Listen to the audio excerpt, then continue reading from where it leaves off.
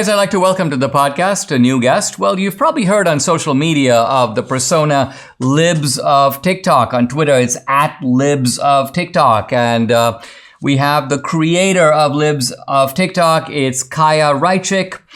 She's also the author of a children's book that we're going to talk about called No More Secrets, The Candy Cavern. But Chaya, welcome to the podcast. Great to have you. And, you've created a real sensation with this persona, Libs of TikTok. Let's start by me just asking you to tell a little bit about yourself and how you got the idea of doing what Libs of TikTok does, which is expose people by doing nothing more than presenting them in their own persona and in their own words. Yeah, well, first of all, Dinesh, thanks for having me. It's great to be here. Libs of TikTok started during COVID because just like most other people probably listening to this, my office was shut down. The world was turned upside down. A lot of people couldn't work. So I was at home, kind of bored, looking for something new to keep me entertained. And that's when I stumbled across TikTok. And TikTok, at the time when I first started, my account was mainly just focusing on COVID. So I posted a lot of videos about people, thinking about getting vaccinated and the whole vaccine cult and the fear mongering and people being obsessed with Fauci. So just really funny and entertaining. And I started sharing all that.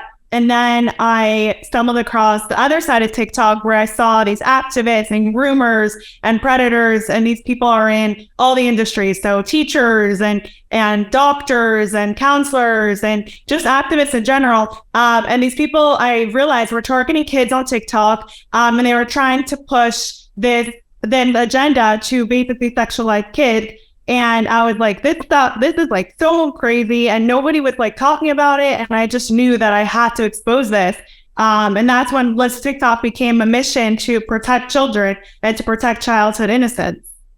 Now, did you find on TikTok, and do you find more generally as you look around the culture today, that this is the kind of the real thrust of so-called trans ideology? Because it's conceivable that you could have a whole predator operation, let's say on TikTok or anywhere else, and it has nothing to do with the trans. You've just got these pedophiles who are interested in children. But it looks like there's been a sort of a weird merger between this, the corrupting of children on the one hand, and this sort of drag queen story hour, and the idea that, so that is it, am I right that the trans ideology is the vehicle through which this is done, or are there many other vehicles also?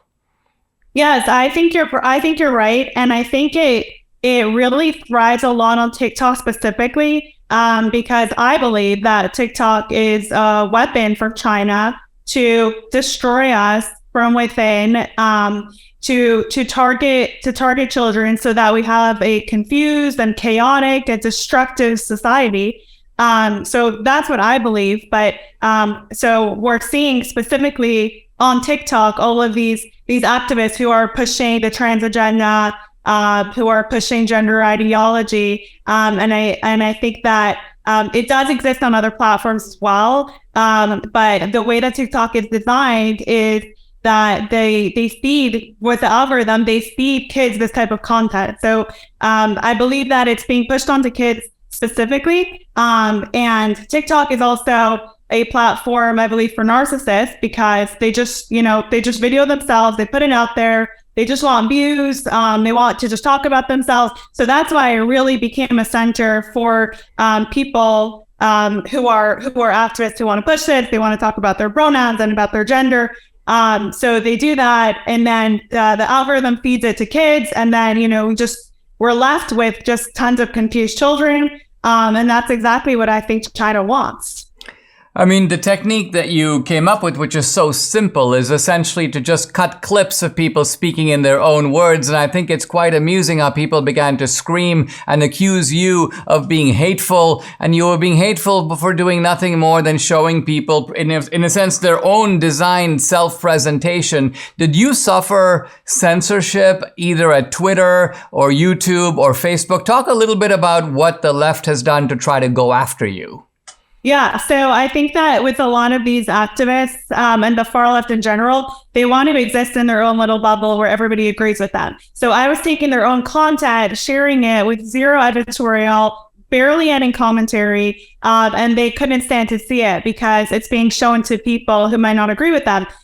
So for my efforts of simply sharing their own videos, I was banned 7 or 8 times from Twitter, temporarily banned. My Instagram and Facebook were both suspended. Those were both reversed, actually. I was banned from Linktree. I was banned from a few other software companies, at least. But the censorship it got totally out of control. And for simply just sharing their own videos in their own words, because it was a threat to their agenda, because other people were finally seeing what they themselves were putting out there, what they themselves believe in, and their own opinions. Let's take a pause, Chaya. When we come back, let's talk a little bit more about censorship. And then I want to also talk about your children's book. It's called No More Secrets, The Candy Cavern. We'll be right back.